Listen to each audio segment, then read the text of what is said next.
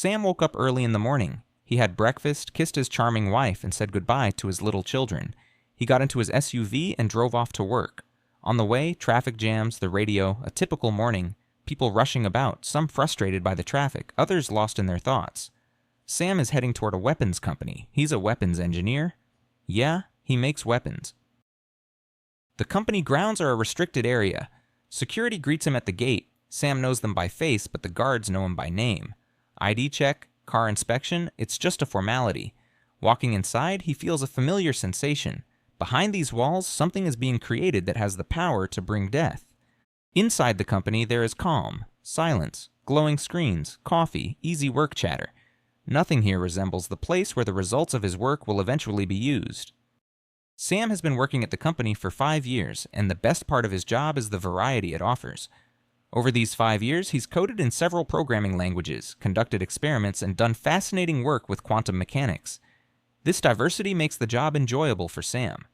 And Sam also knows that his talent is well rewarded. He earns $210,000 a year.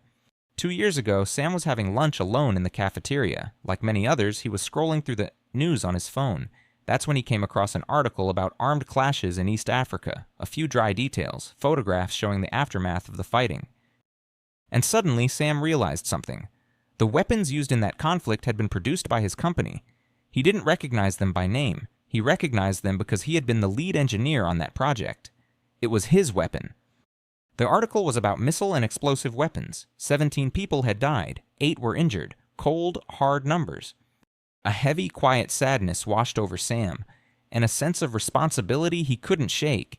He withdrew into himself. For the first time, he truly thought about what he was doing and the consequences of his work. No, he had always understood. He had always known what he was making.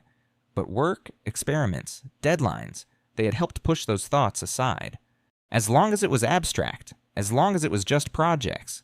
But now it was real people, real deaths, and his product in action. And in that moment, he began to see his work from a completely different perspective.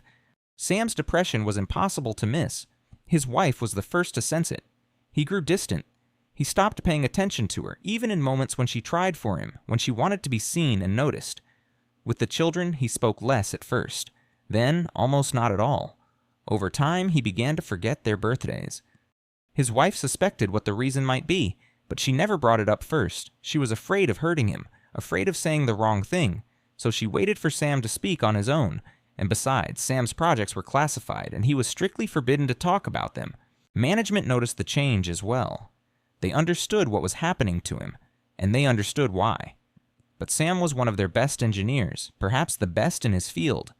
They didn't want to lose him. They didn't want to simply remove him from projects. He could still be useful. He could still do a great deal. In the end, a compromise was reached. Sam was given a change of environment. Sam was transferred to another department, a division focused on long-range small arms. He was entrusted with a new project, and once again, with a leading role. The project's goal was to create a rifle whose shot would remain accurate regardless of weather conditions at distances of several kilometers. The change of environment and the vacation really did help, even if only for a while. Sam threw himself into the work, calculations, experiments, discussions. And for some time, he no longer asked himself the questions that had once haunted him. A year and a half passed, and the project was completed.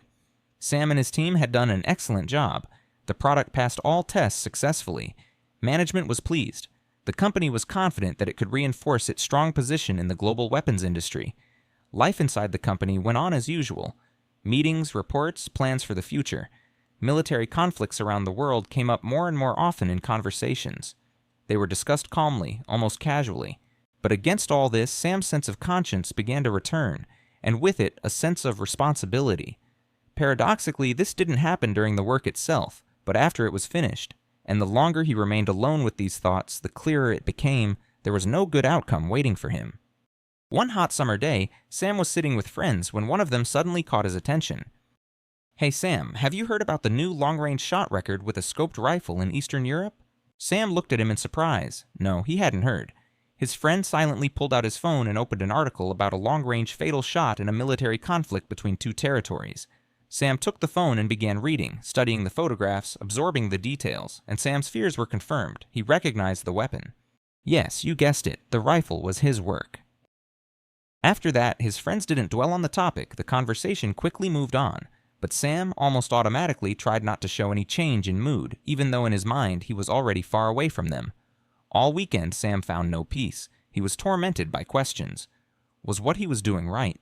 Could creating weapons meant to kill people ever be justified or called a noble endeavor? He conducted his own investigation and uncovered a horrifying truth. His company supplies weapons all over the world, and 3% of all murders are committed using their products. When the workweek began, Sam reluctantly returned to his job. He didn't know what to do next. He had spent his whole life striving to be a good engineer and had never imagined himself like this. He never thought it would be so difficult to come to terms with himself and his own conscience. That day, management organized a meeting for the top executives and company heads. Sam was required to attend as well. He sat in silence, listening to the conversations, as if drifting along with the current.